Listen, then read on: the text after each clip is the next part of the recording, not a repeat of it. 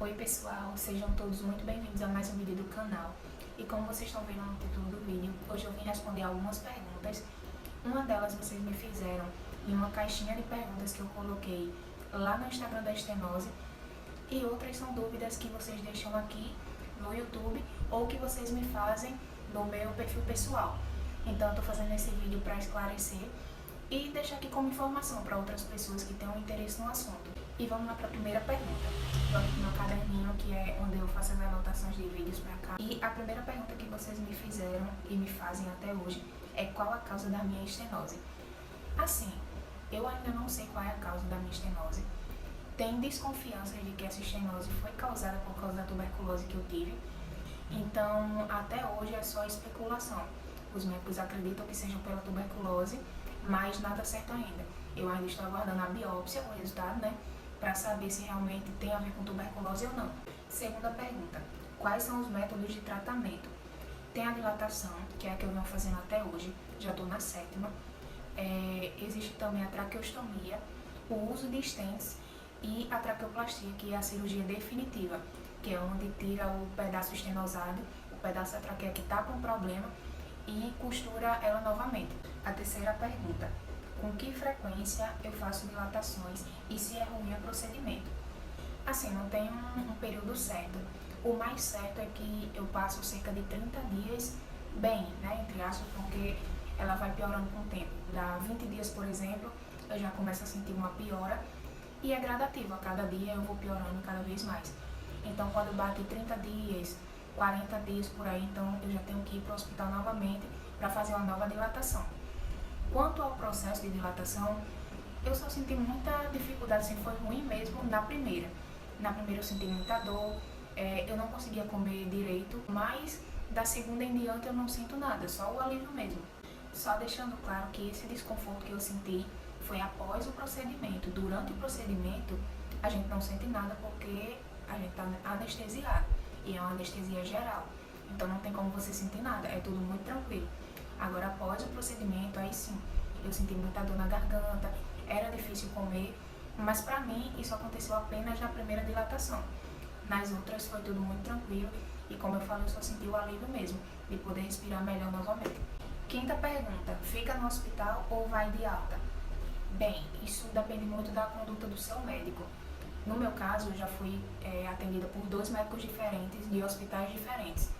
E assim, em um deles, a primeira vez, eu fiz e fiquei internada, uns 2 dias, se eu não me engano. Nas dilatações seguintes, no mesmo hospital e com o mesmo médico, eu fiz a dilatação e fui para casa no mesmo dia. Já no outro hospital, onde eu fui atendida, que é o hospital de emergência, nesse já houve vezes de eu ficar internada alguns dias após a dilatação, e já teve dias de eu voltar para casa no mesmo dia, fazer a dilatação e vir embora. Então vai depender muito da conduta do seu médico, o que é que ele vai achar melhor e se o seu caso precisa realmente de uma avaliação mais extensa. Sexta pergunta, a traqueia desinflamou? Infelizmente não, eu ainda sigo, como eu tinha falado antes, fazendo as dilatações, geralmente de 30 em 30 dias, 30 a 40 dias, então ela continua inflamada, ela continua fechando, infelizmente.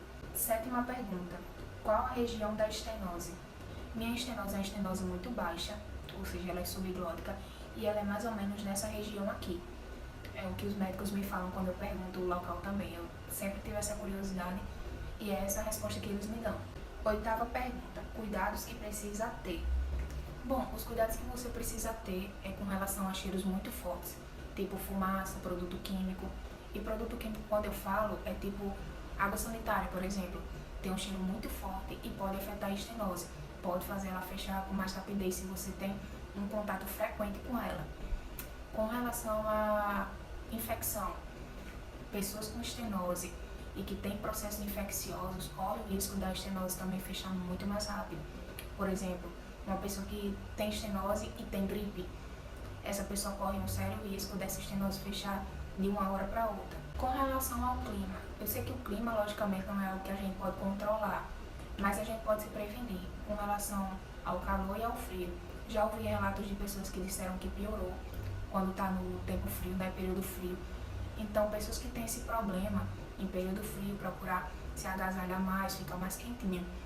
E pessoas que têm problema com calor, sentem que o quadro piora com calor, sempre procuram estar em um lugar mais arejado, mais fresco. Outro ponto muito importante é com relação à alimentação.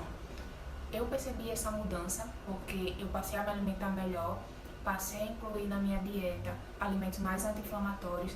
E isso não quer dizer que a sua estenose vai sumir, porque você está comendo alimentos anti-inflamatórios.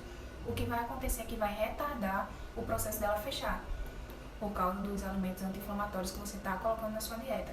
Então isso vai ajudar muito você ficar mais tempo fora do hospital. E fora do hospital, o que eu quero dizer é que você não vai precisar ir com tanta frequência fazer dilatações, né? E isso vai ser uma coisa boa para você, porque você não vai precisar estar machucando com mais frequência a sua traqueia. Até porque o problema da traqueia é justamente o machucado, né? O machucado que acaba gerando a estenose, o estreitamento da traqueia. E quanto menos você precisar dilatar a sua traqueia e machucar novamente, melhor vai ser. 10ª pergunta, vai precisar operar? Eu ainda não sei se eu vou precisar operar, porque para saber se é necessário, se pode ser feita uma traqueoplastia, eu preciso saber do tamanho, que é a minha estenose, localização exata e o que está causando a minha estenose. Porque dependendo da causa, pode ser que o tratamento dessa causa resolva a minha estenose. E aí eu não preciso fazer a traqueoplastia. Caso contrário, aí sim é indicado fazer a traqueoplastia e resolver o problema. 11ª pergunta e última. Quais as medicações que você usa? Eu uso o Clenil A, o Atrovent junto com o Berotec e o Fluimucil. Só que o Fluimucil eu uso em caso muito específico, que é quando eu saio da dilatação. Então, quando eu saio da dilatação e venho para casa, sempre é receitado o Fluimucil e eu tomo ele cerca de 7 dias e paro. É a recomendação médica para ele. Lembrando sempre, gente, que todas essas informações, todas essas respostas que eu dei para as perguntas de vocês é baseado em toda a informação que eu pego no consultório com os meus médicos e baseado também na minha experiência com esse problema.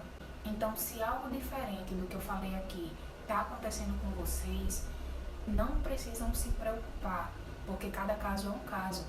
Normalmente as pessoas que me procuram dizendo que desenvolveu a doença por causa do Covid. Não é o meu caso, entendeu? Como são situações diferentes, então cada médico vai ter um protocolo diferente. O que é importante é você sempre procurar se informar. E é esse o meu intuito aqui, passar toda a minha experiência, toda a minha vivência com esse problema como forma de informação para vocês, para que vocês saibam um pouco mais da doença, saibam como acontece, o que vocês devem fazer em caso de urgência. Então é isso, pessoal. Espero muito que vocês tenham gostado do vídeo. Espero de coração que ele possa ajudar outras pessoas, assim como os vídeos anteriores ajudaram. E eu vou ficando por aqui. Um beijo, fiquem com Deus e até o próximo vídeo.